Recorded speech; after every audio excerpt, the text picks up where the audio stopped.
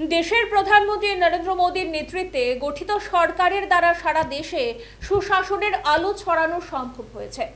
বিরোধী দলের শাসককালে ঘোটালা, কেলেঙ্কারি, স্ক্যামের অন্ধকারে দেশ জুড়ে অরাজকতা ছিল। দেশের সংস্কৃতিকে প্রধানমন্ত্রী পুনরায় উজ্জীবিত করেছেন, এমনটাই জানান মুখ্যমন্ত্রী ডক্টর মানিক সাহা। মঙ্গলবার বিকশিত ভারতের অমৃতকাল সেবা সুশাসন গরিব কল্যাণের 11 বছর পূর্তি উপলক্ষে বিজেপি প্রদেশ কার্যালয়ে এক সাংবাদিক সম্মেলনের আয়োজন করা হয়। এদিন এই সম্মেলনে মুখ্যমন্ত্রী ডক্টর মানিক সাহা ছাড়াও বিজেপি প্রদেশ সভাপতি রাজীব ভট্টাচার্য সহ অন্যান্যরা উপস্থিত ছিলেন।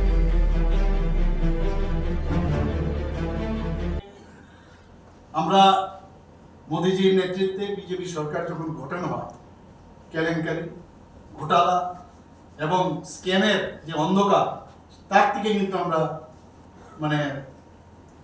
বেরিয়ে আসতে পেরেছি এবং সুশাসনের যে একটা আলো, সেটা কিন্তু আমরা সারা ভারতবর্ষে আমরা এখন দেখতে পাচ্ছি। সুশাসন কাকে বলে? গুড গভর্নেন্স যেটা বলছে, আমরাও ত্রিপুরাতে সেই গুড গভর্নেন্সের কাজটা আমরা করছি। শুধু তাই নয়, সব দিকে উনার নজর। আজকে যে মহান আমাদের যে দেশ, সেই দেশের যে সংস্কৃতি, সেটাকে উনি পুনরুজ্জীবিত করেছেন। ধর্মীয় জাগরণ, সেটাকেও উনি জাগরিত করেছেন।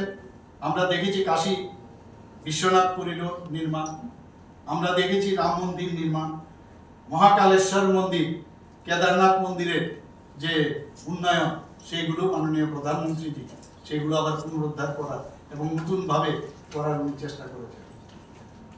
আমরা জম্মু এন্ড কাশ্মীর কি অবস্থাটা ছিল আপনারা সবাই জানেন।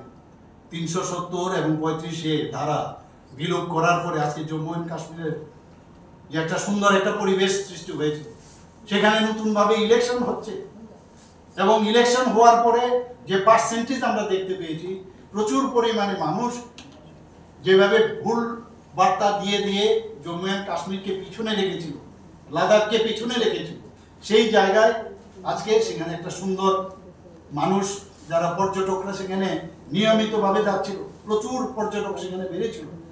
কিন্তু আমরা কি দেখলাম, যে স্টোন পেল্টিং এর রাজনীতি ছিল আগে, স্টোন পেল্টিং, আমরাও ভাবতাম এইভাবে যদি চলবে। সেই জায়গায় যখন এইরকম একটা অর্থনৈতিকভাবে এবং সেখানকার মানুষের যে আত্মনির্ভর হওয়ার, সেলফ রিলায়েন্স হওয়ার যে নতুনভাবে প্রতিষ্ঠিত হয়েছিল, তাকে যেভাবেও আঘাত করতে হয়, যে কারণে পেহেলগাঁওতে যে 26 জন নিরীহ পর্যটকদের নির্মমভাবে হত্যা